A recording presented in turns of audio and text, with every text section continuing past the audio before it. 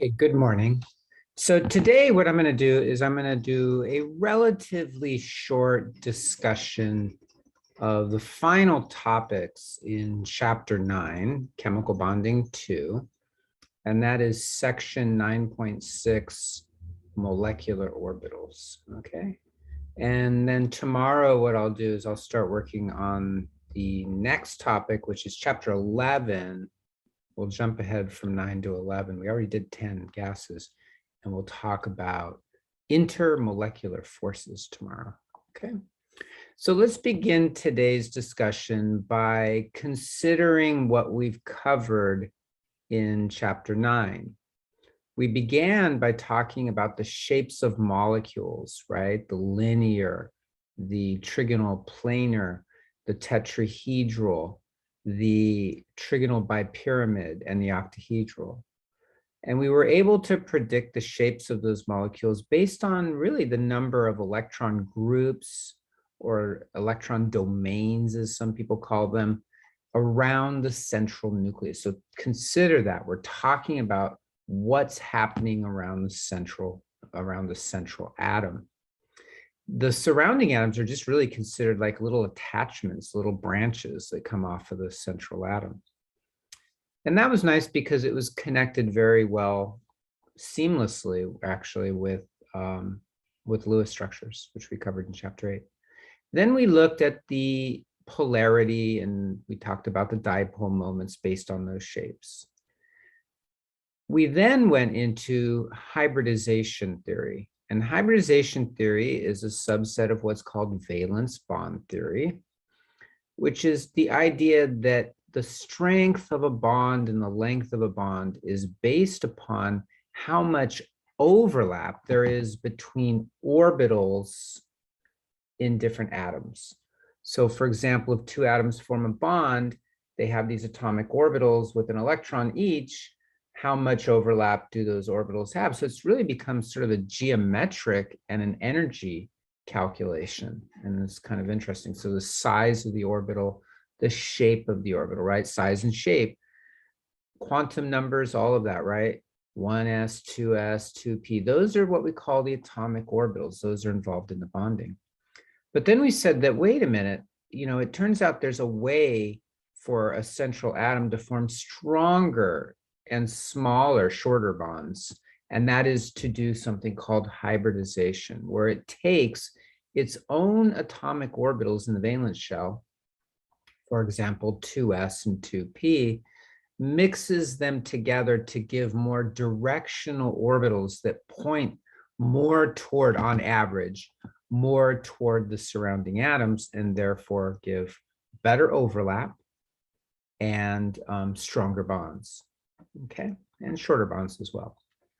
Now what we're going to do is we're going to talk about not the central atom, but we're going to talk about having two atoms. And this is a topic that becomes pretty advanced pretty quickly, but we're just going to talk about the simplest molecules for this, and it's called molecular orbitals.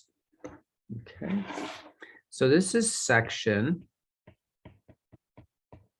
9.6, and it's called molecular orbitals. Okay, the abbreviation is LCAO,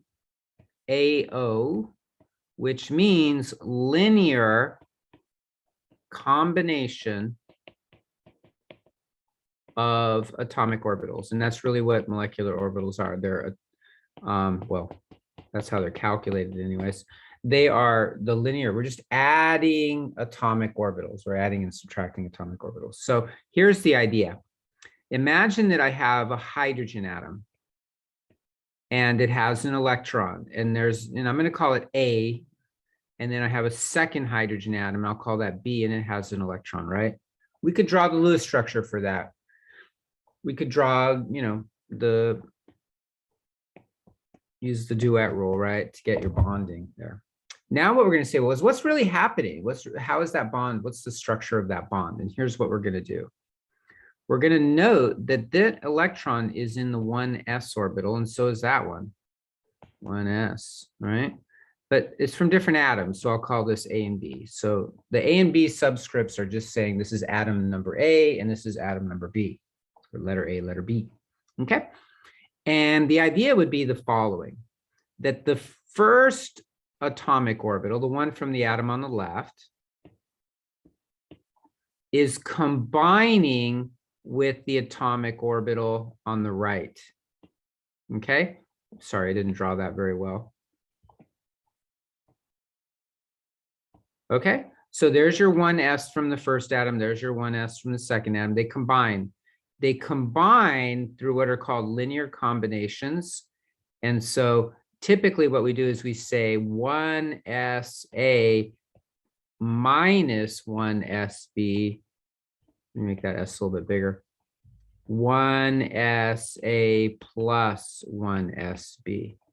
And what you get are two new orbitals. Look at the shapes.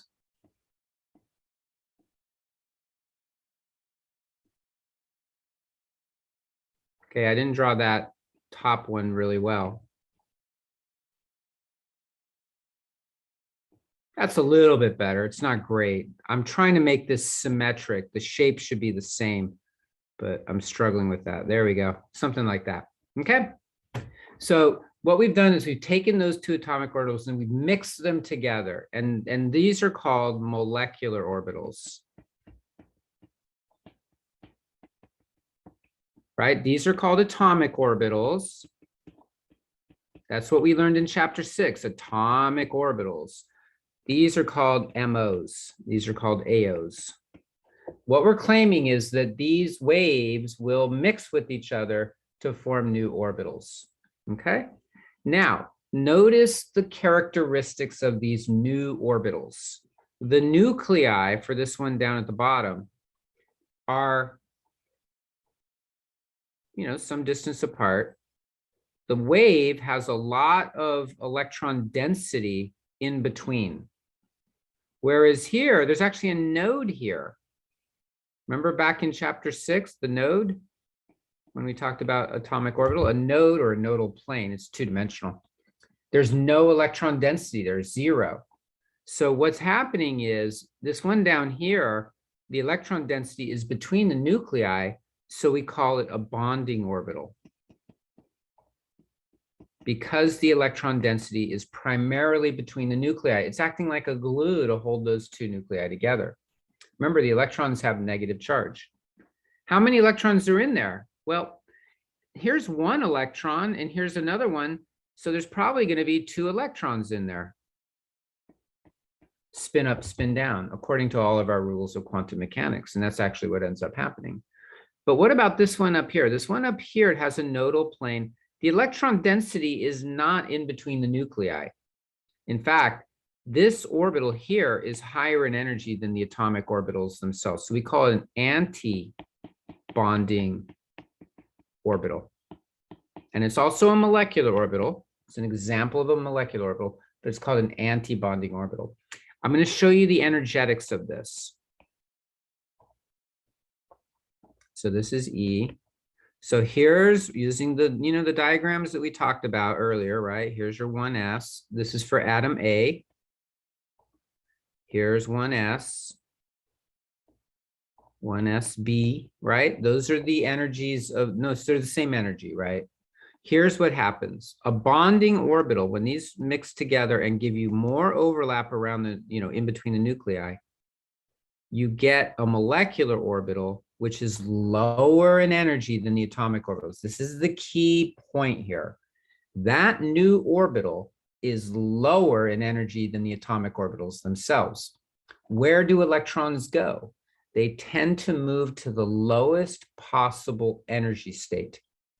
So if that's true, they will move down here, those two electrons. One of them is, perhaps going to have to change its spin, maybe not.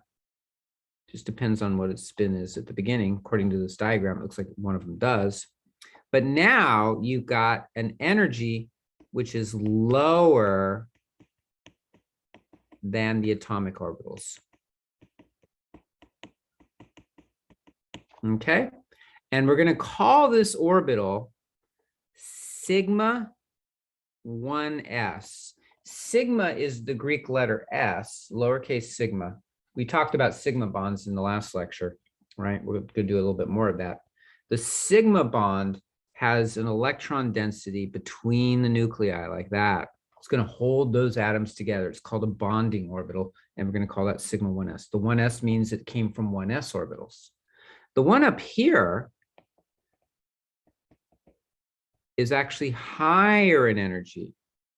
So this is the 1s minus 1s. This one down here is the 1s plus 1s. Okay, they're combining with the overlap there. Now here you have your nodal plane, more electron density away from each other, away from from holding the two atoms together, the two nuclei. This one's empty because we don't have any more electrons to go in there. If we had more than 2 electrons, this one would be full, and we'd have to put some of them up here. We'll see an example of where that's the case. This one, which is higher in energy than the atomic orbitals, same notation, sigma 1s, but you put a star. And this one's called an anti-bonding orbital. Okay, whenever you see a star, an asterisk, that means it's higher in energy than the atomic orbitals that were mixed together. If you don't see a star, that means that orbital is lower in energy. And this is all about the energetics, right? Energy is something we can measure. We can measure it with photons. We can measure it with heat, all that kind of stuff. So being able to measure something means that we can make it real. We can, test it and see if it's real or fake. If it's something we can't measure, then we really can't say anything about it. Okay. So now, if you take a look at that, here's what we end up with. I'm going to show you the notation. I'm going to go from lower energy to higher energy horizontally. I'm going to write sigma 1s 2, meaning there's 2 electrons in the sigma 1s. Why are they down there? Off-bow principle, coming back to chapter 6. Electrons will go down to the lowest energy state till it's full. Then you have to use the Pauli exclusion principle to go back up. This one right here is empty. So this is it. This is the electron configuration of, let me not put a box because you might think that's like the box diagram. This is your electron configuration.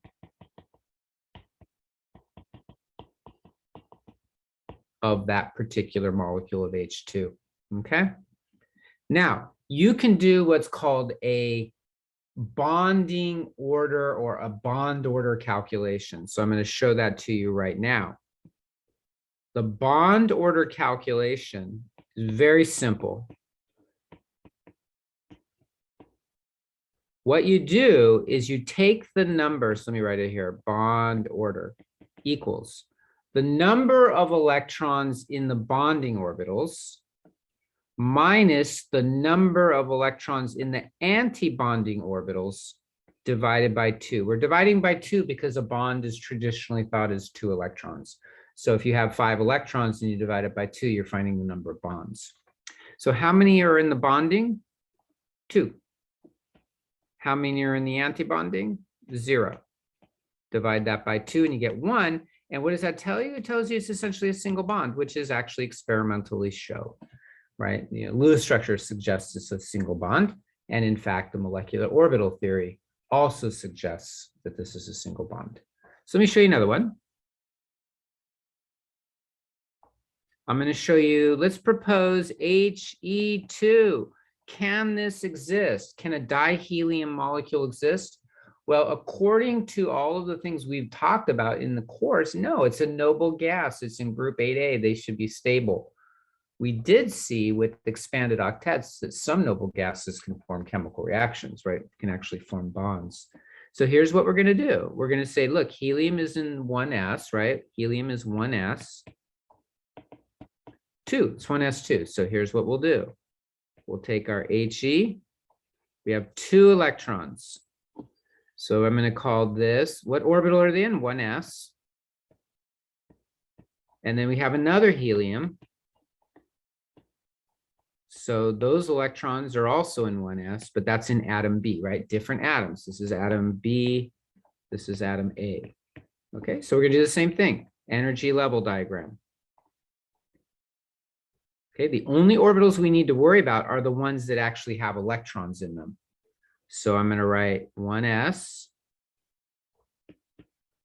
1, 2, and this is A, 1s, and this is B. Remember, what we're doing is we're saying this little box is representing the atomic orbital. The atomic orbital we're talking about is a 1s orbital.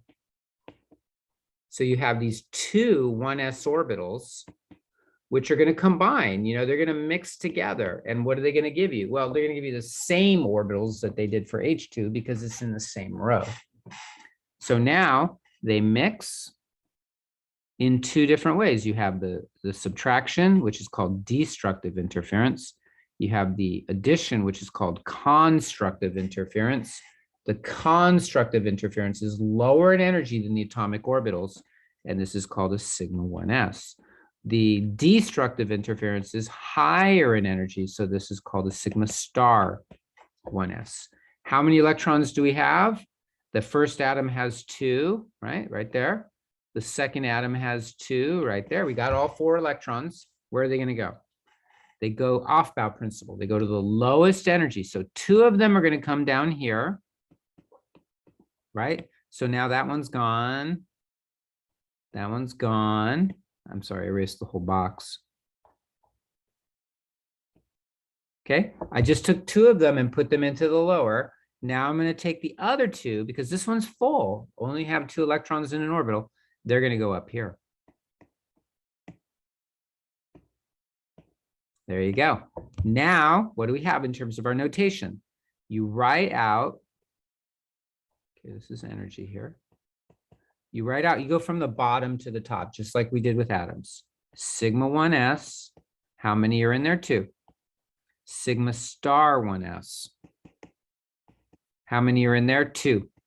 So now that gets a little bit kind of awkward, right? So typically people will put parentheses around these notations so that you can see that, so that the 2 is outside the parentheses, so you can see, oh, this whole thing, sigma 1s star, has 2 electrons in it, right? So the superscript 2 refers to the number of electrons. Let's do our bond order calculation. Okay, number of bonding electrons minus number of anti-bonding electrons over 2. So that would be 2 minus 2 over 2. Well, that's 0 over 2, right? Bond order equals 0. No bonds, right? So one of the things molecular orbitals tells us is that you actually get these bonds, but one of them sort of cancels out the other one, and it's just no longer a molecule. So He2, we would predict, does not exist in nature. And as far as we know, experimentally, it seems to be a pretty unstable. You might be able to form it for a nanosecond, for a microsecond, but it's unstable. It breaks apart very quickly. So people have studied that. So you can see that the molecular orbital theory describes why that's the case. The net bonding is 0, so that should not be a stable molecule, just as it's not. Okay, so let me show you.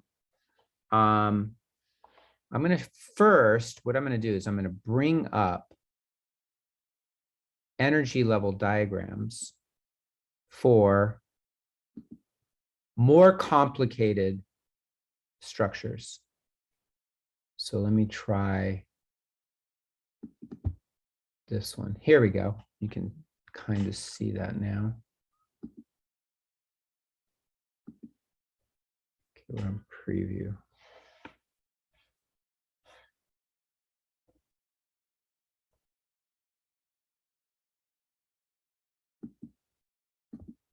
Okay, I'm sorry. It's not coming up real like I wanted it to. I don't wanted both of these to be visible at once. They don't seem to be. Okay, but that's okay. We'll show it this way. All right. So what I have here is an energy level diagram for the second row of elements. So that would be lithium, beryllium, boron, carbon, and nitrogen. But we're going to stop at nitrogen. So notice how more complicated this is, because when you're talking about lithium all the way through nitrogen, there's more electrons than there is with hydrogen or helium. So this is good for lithium all the way through nitrogen, group 1A through 5A, but only in the second row. The third row would have its own energy level diagram. Look at what you have here, the way this is structured. On the left side, you have AOs. In the middle, you have MOs. And on the right side, you have the AOs. So they're just combining them in the same way I did and giving you the results. So you'll want to print this out if you're doing the homework, so you have access to it. So the left side is just one of the atoms. The right side is the other atom, just like we did. So you're just going to look at like, Li2 plus. So only two atoms. Maybe it's an ion, but it's only two atoms. Those are called diatomics. And you're only going to look at what are called homonuclear, meaning that there's one element. So you're not going to look at CO, where you have two elements, or NO, where you have two elements. You're going to look at like C2 or N2. And it could be plus or minus. We could lose or gain electrons. It could be an ion. We can do those as well. But it's only going to be diatomic homonuclear. The middle part is what you get when you combine the atomic orbitals on the left with the atomic orbitals on the right. That's the energy level diagram. So in practice, what we do is you just say, okay, let's suppose the atom is nitrogen. You just fill out the electron configuration on the left, the same on the right, because it's N2. So each atom has the same configuration. So you just do your 1s2, 2s2, 2p2 for each of them. Then you use the off-bout principle. You just start throwing them into those molecular orbitals from lower energy to higher. And then you just figure out what's the bond order. Now, there's one other aspect about magnetism I'll talk about, but the main thing is just to get the bond order out of it, okay? Notice we're using this notation, sigma pi, just like we did with hybridization. The sigma bonds point toward each other. The orbital is like in between the nuclei in a straight line, and then the pi's are up above and below the nuclei, less directional, weaker bonds. So if you look at these things, what you'll notice is that in general, the sigma bonds are lower in energy than the pi bonds. And so that, that being the case is because the sigma bonds are more directional, so they're stronger and shorter bonds, okay? So there it is. Now I want to show you that in fact, there's another one too. And so let me stop share.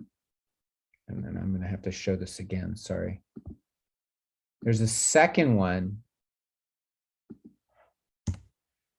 And that one right there is, see where it says right side on the top, bonding 036 on the right side.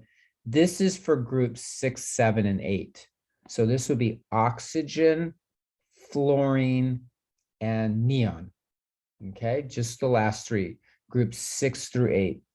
The reason for this just has to do with the way these atomic orbitals mix. It changes the order of filling, and so you get a different diagram. These are all calculated using supercomputers, okay? We're just looking at the results. So again, the left side is your first atom, the right side is your second atom, the electron configuration, just like you learned in chapter 6, and then you just put the electrons straight in there, okay? So let me show you a couple of examples here.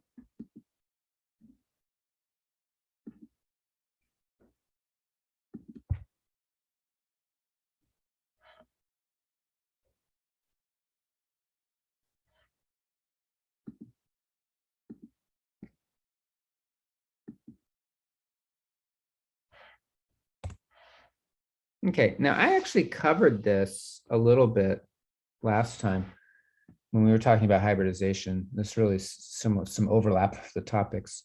So answer the question. So we're counting sigma and pi.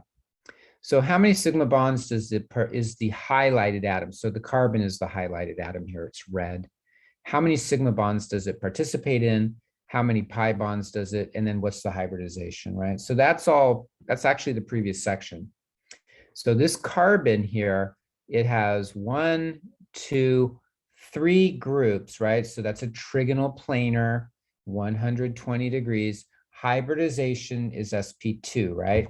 If you have 2 groups, it's sp. If you have 3 groups, it's sp2. If you have 4 groups, it's sp3. If you've forgotten that, go back to the previous lecture. I covered that. And then we said that if you only have one bond, it's a sigma. So that's a sigma, that's a sigma. If you have a double bond, the first one is a sigma and the second one is a pi. If you have a triple bond, the first one is a sigma, the second is a pi, and the third is a pi. So we have 1 sigma, 2 sigma, 3 sigma, and then 1 pi. So this one would be 3 sigma and 1 pi, and the hybridization of the carbon would be sp2. Okay, so there's that one. Now let me get back into the molecular orbitals. Okay, this is a cool one right here.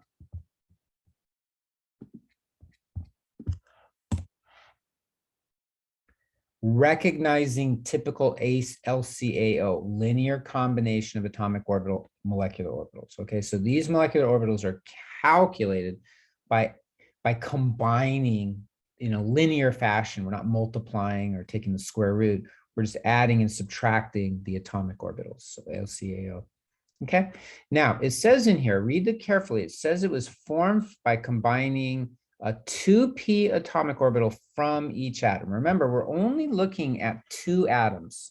We're not looking at big complicated molecules. And we're looking at the atoms where it's the same atom, nitrogen with nitrogen, oxygen with oxygen, helium with helium, okay? When you look at this, you can see there's no electron density in between the nuclei. Now, this is exaggerated. In fact, it's a nodal plane. So the electron density, there is some all the way up to the plane, right up to that nodal plane.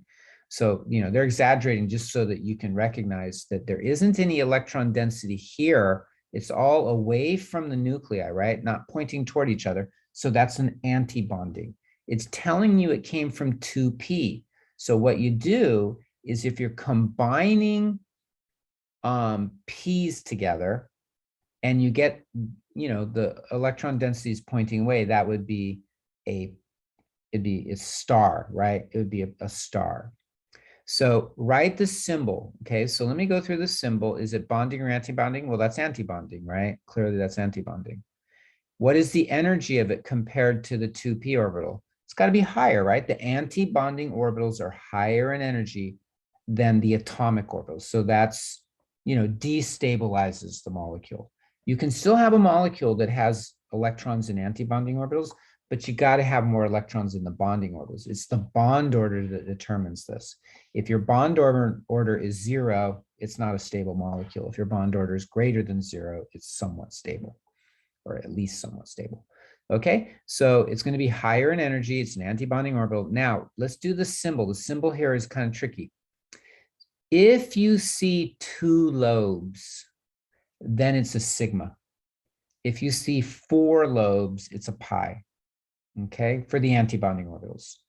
Okay, so what I'm going to do is I'll stop share here and I'm going to show you just so you can see. Okay, so these are the shapes you get.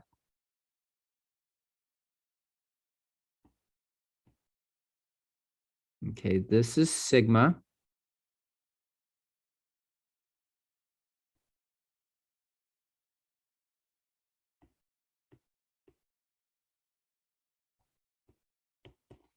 This is pi. Okay, those are both bonding orbitals, right? These are bonding orbitals.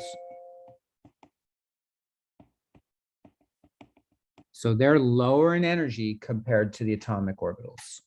But then you have anti-bonding orbitals.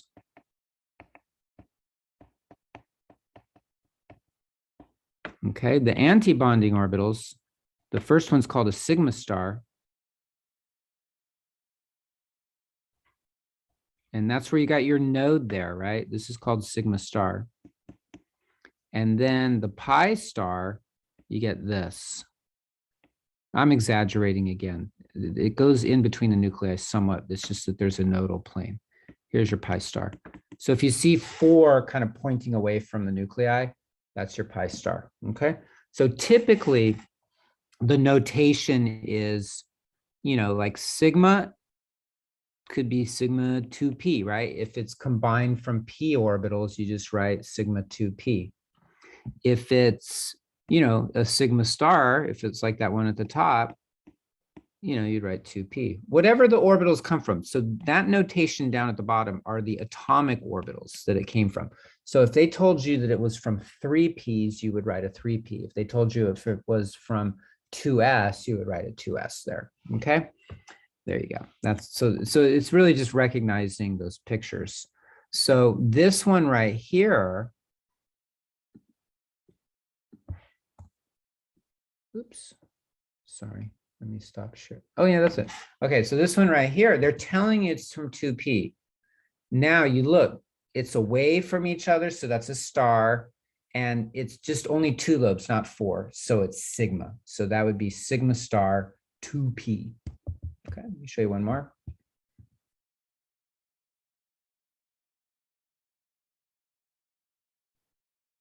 Okay, let's do this one. Okay, see, you got 2 lobes there pointing away from each other, right? They're not in between. So that's a star. There's only 2, so it's a sigma. So sigma star comes from the 1s. So that's sigma star 1s. That would be your symbol. The 1s is a subscript. The star, the asterisk, is superscript. Is it bonding or antibonding? That's antibonding, right? Most of the density is away from the nuclei. Energy higher, right? The stars are higher in energy. The antibonding orbitals are higher in energy. Okay. And there you go. Now here's one that's a sigma bond, right? That's clearly a sigma. It's like the H, right? Comes from a 3s, so it'd be sigma 3s. Looks like a bonding order. You got electron density between the nuclei, and that'll be lower in energy than the atomic orbitals. Okay. So let's take a look at that one. Okay, I'm gonna close that. Okay. I did this one, but I'm going to show it to you. We did this a little earlier, right? Draw the molecular orbital diagram for the He2 molecule, show it with everything on the core, including, so start with 1s and everything. Since I did that one, I'm going to skip over to the next one. That's H2 minus. We could do H2 minus. I was thinking they might have,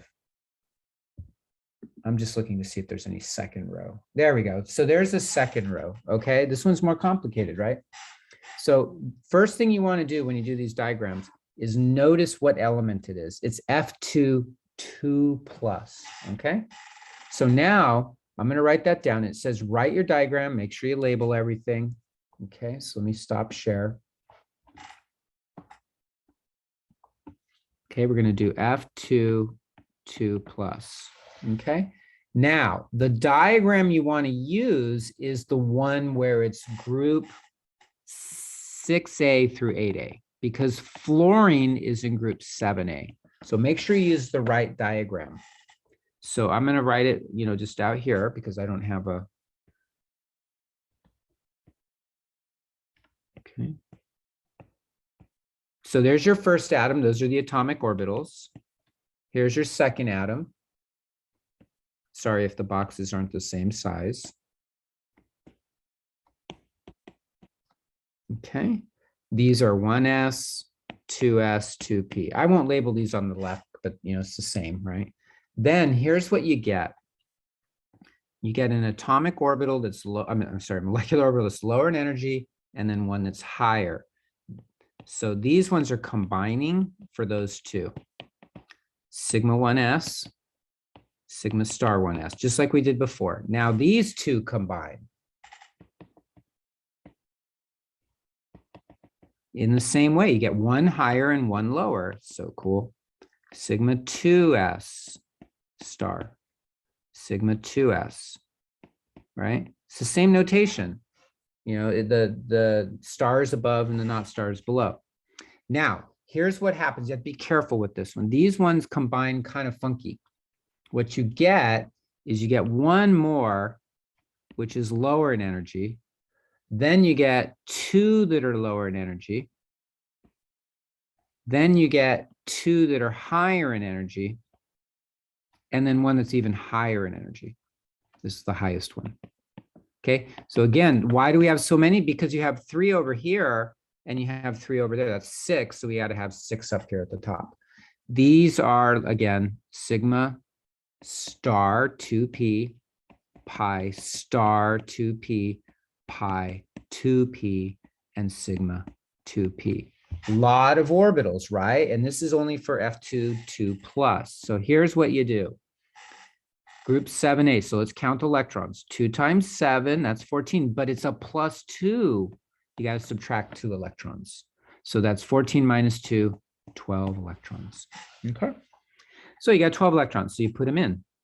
Put them in, you know, as symmetrically as you can. So if you've got an even number, put, you know, 6 on each. Remember Hund's rule? You do 1 and then 1. 1, 2, 3, 4, 5, 6. Okay. If you have an odd number, you can just have one more on the left side than the right side. It doesn't matter. You just got to make sure you got, really the important part is you get all the right number of electrons. So we got to have 12 electrons because it's 2 plus. Okay. Use the off-bow principle. You've got 12 electrons. So you just go 1, 2, 3, 4, 5, 6, 7, 8, 9, 10, 11. Now notice how I do this. I put those 2 electrons in separate orbitals. That's Hund's rule. Spin up, spin up, spin up, spin down, spin down, spin down. We learned that back in chapter 6. That's still holding with molecular orbitals. That rule is still true. Those electrons in the middle, in the molecular orbitals, right? These are the MOs. Those are the same electrons that I put here. I'm just moving them in to the molecular orbitals, okay? So it's just really counting them. Now, let's do our notation. Sigma 1s 2, right? That's here. Sigma star 2s 2. I guess we'll use the parentheses like I did before. Now you have sigma 2s. I'm sorry, this is a 1s star 2. Then you have sigma, okay, I just did that, sigma 2s star. Now you have sigma 2p 2, right? The number of electrons, there's 2 electrons that's going in there. Now you have pi 2p, and there's 2 of them, okay? Now, let's do the bonding order calculation, right? Bonding order, easy calculation.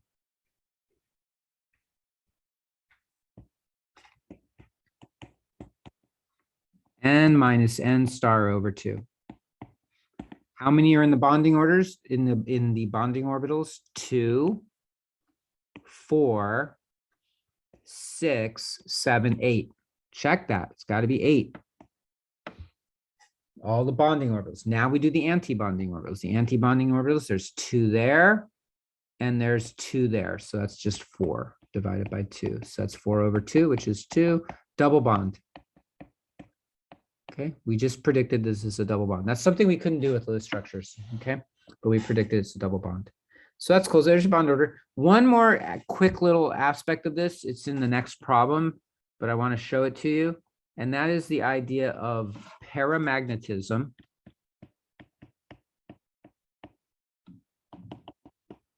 versus diamagnetism. This is something that can be measured. It turns out, we talked about this a little bit with the elements in chapter 6. If a substance has unpaired electrons, it's paramagnetic. So if you count any unpaired electrons, this is paramagnetic. Diamagnetic means no unpaired electrons, all paired.